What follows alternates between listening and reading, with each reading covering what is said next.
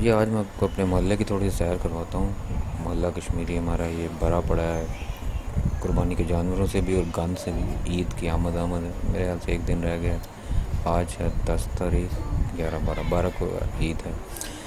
तो ये बैड़ियाँ वगैरह हैं, ये दो दो बकरे भी हैं। अच्छा, ये 50-50 हज़ार का बकरा है।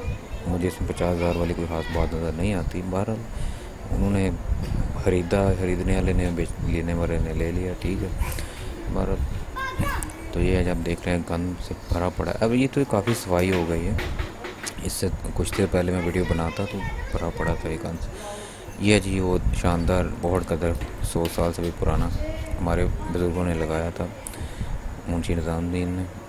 और ये दरख्त तो एक तो दर्जन भर लोगों के लिए रोज़ाना ऑक्सीजन और धूप से साया फराहम करता ही है, इंसानों जानवरों सब के लिए।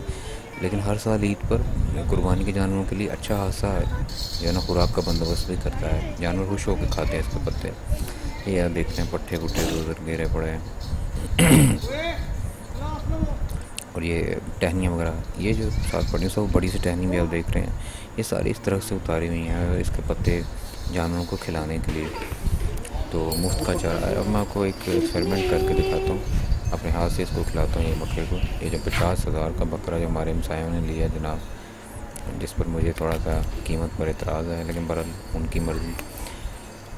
ये देखिए कितने मज़े से इसने खा लिया ये पत्ता। बहुत अच्छा बकरा है, पत्ते बड़े शौक से खा जाता है, नखरे नहीं करता।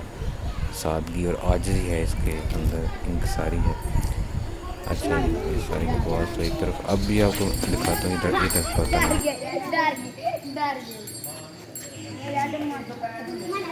ये देख रहे हैं हम, वो तारें जहाँ नजर आ रही हैं, पूरी बिजली की तारें हैं, यहाँ तक हम चले जाते हैं।